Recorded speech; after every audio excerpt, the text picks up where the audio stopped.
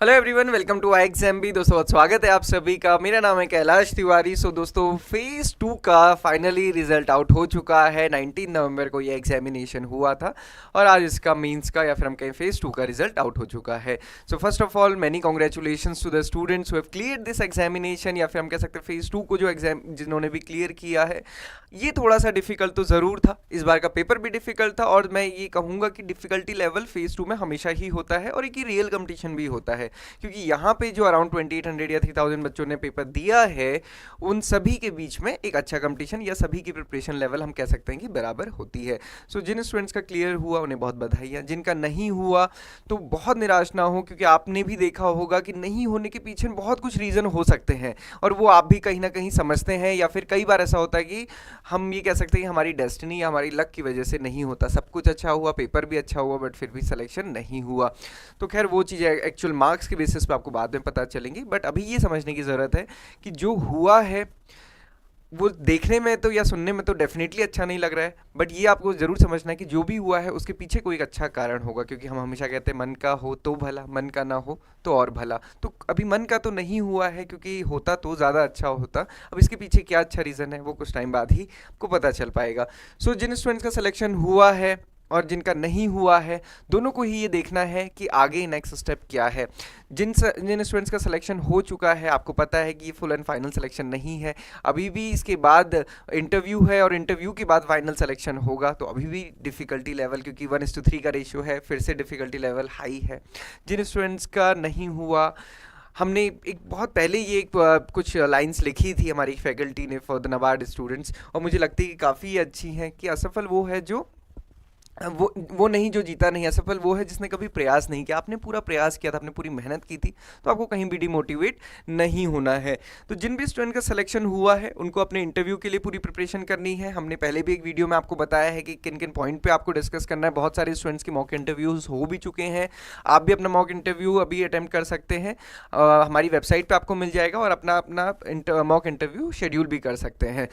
तो बहुत अच्छे से प्रिपेयर कीजिए, क्योंकि आपको नहीं पता कि एक नंबर की गड़बड़ से कुछ भी हो सकता है, या फिर हम कहें एक नंबर से सिलेक्शन इधर या फिर सिलेक्शन उधर भी हो सकता है।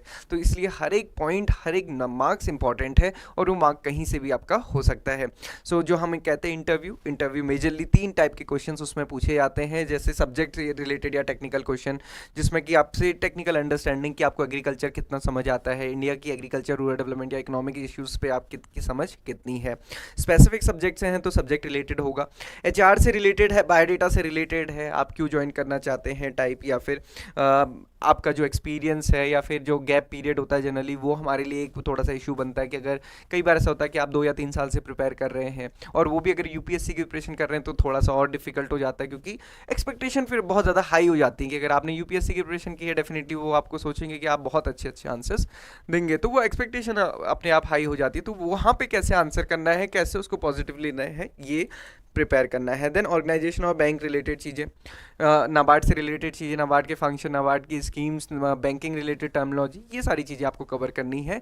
Again interview is a test of personality, हमेशा ये ध्यान रखना है, ये नॉलेज का टेस्ट नहीं है। नॉलेज का टेस्ट तो हो चुका है, प्रीलिम्स मेंस हो चुका है, अब ये पर्सनैलिटी का है। आपको असेस किया जाएगा कि आप कैसा है, जो नाबार्ड के एक ऑफिसर है वो वाली क्वालिटीज़ आपके में वो देख पा रहे हैं कि नहीं देख पा रहे हैं। ओके, हमारा जो इंटरव्यू का कोर्स है उसमें हमने ये सारी ही चीज़ों पे फोकस किया है, नाबार्ड के बारे में, नाबार्ड की function scheme, interview guidance related, general awareness को कैसे प्रिपेयर करना है, कम्युनिकेशन कैसा होना चाहिए, verbal communication, non verbal communication, gesture, posture, सारी चीज़ें। इसके अलावा भी और सारी यहाँ पे वीडियोज़ हैं जो आपको पूरे इंटरव्यू में हेल्प करती हैं।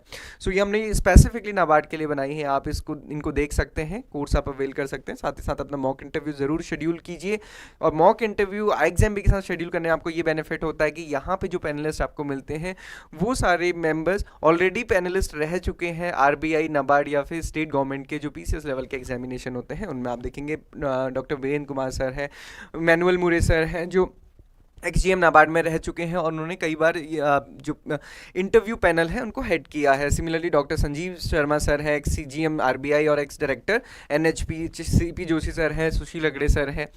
ये इनके साथ आपको, इनके द्वारा आपको मॉक इंटरव्यू की गाइडेंस मिलती है, या फिर हम कह सकते हैं इंटरव्यू में कैसे परफॉर्म करना उसकी गाइडेंस मिलती है। तो आप इनको अभी से प्रिपेयर कर सकते हैं। Again finally many congratulations to those जिनका सिलेक्शन हुआ, जिनका नहीं हुआ है आपको ये देखना है कि आपको नेक्स्ट स्टेप क्या करना है। ओके, क्योंकि जैसा मैंने पहले ही कहा, मन का हुआ हो तो भला, मन का ना हो तो और भला, कुछ ना कुछ ज़रूर है। बट यहाँ पे आपको भी सोचने की ज़रूरत है कि आपको नेक्स्ट क्या करना है। बहुत ज़्यादा इसके गम में ना रहें, क्योंकि आपको भी पता है कि और भी एग्जामिनेशन है और सिर्फ एक एग्जामिनेशन हमको डिफाइन नहीं कर सकता है। थोड़ा सा हट के पीछे देखिए कि क्या फिर से इसकी प्रिपरेशन करनी है या फिर अपने डायरेक्शन चेंज करनी है। क्या आपने पूरे मन से प्रिपरेशन की थी या फिर कहीं कोई कमी रह गई थी। दोनों चीज़ों को एनालाइज कीजिए, अपने सारे ऑप्शंस देखिए और फिर डिसाइड कीजिए, फिर उस पर चलिए। मैं यही कह सकता हूँ। और इसके अलावा कोई भी किसी भी टाइप की आपको गाइडेंस, हेल्प हमारी से डिस्कस करने की ज़रूरत है तो आप कभी भी हमसे कनेक्ट कर सकते हैं। यहाँ पे ईमेल आईडी, मोबाइल नंबर सब दिया हुआ है। All the very best.